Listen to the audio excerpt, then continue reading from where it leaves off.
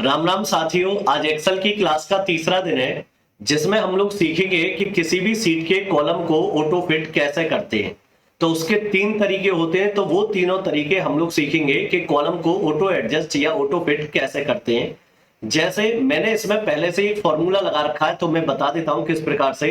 मैंने यहां लिखा रोल नंबर। जैसे ही मैं एंटर बटन प्रेस करूंगा तो जिस सेल में जितना डाटा होगा उस डाटा की जो लेंथ होगी उसके अकॉर्डिंग कॉलम की विड्थ ऑटोमेटिक चेंज हो गई।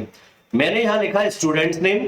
उसके बाद जैसे ही मैं एंटर करूंगा तो इसकी भी विड्थ चेंज हो गई। मैंने लिखा हिंदी, एंटर बटन दबाया या टैब, टैब से आगे खिसकेगा English, math, physics, chemistry, total. तो अब आप यहां देख रहे हैं कि जिस सेल में जितना डाटा है उसके अकॉर्डिंग उसकी विड्थ ऑटोमेटिक चेंज हो गई।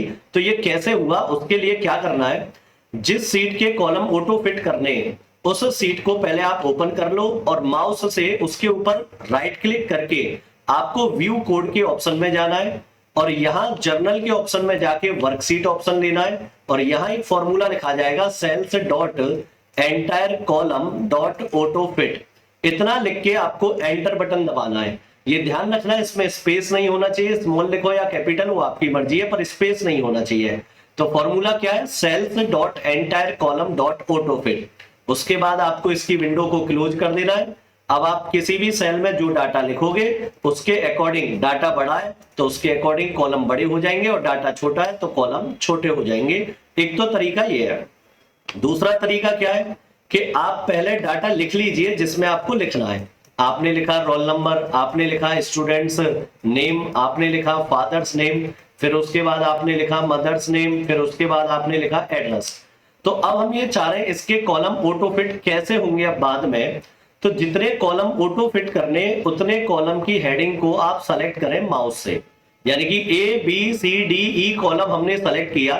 अब आपको होम बटन के फॉर्मूला में जाना है और यहां पे ऑटो फिट कॉलम विड्थ पर आपको क्लिक कर देना है तो उसके कॉलम ऑटो फिट अपने आप हो जाएंगे। या फिर तीसरा तरीका यह है कि आप पहले वो डाटा लिख लीजिए फिर से।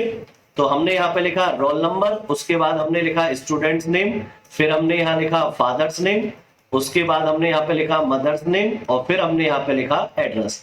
तो अब इसके कॉलम ऑटो फिट कैसे होंगे, तो फिर से क्या करें, ए बी सी डी ई। ये ध्यान रखना आपको सेल सेलेक्ट नहीं करने, आपको हेडिंग सेलेक्ट करनी है। तो ए बी सी डी ई यानी जितने भी आपको कॉलम की विड्थ ऑटो फिट करनी है।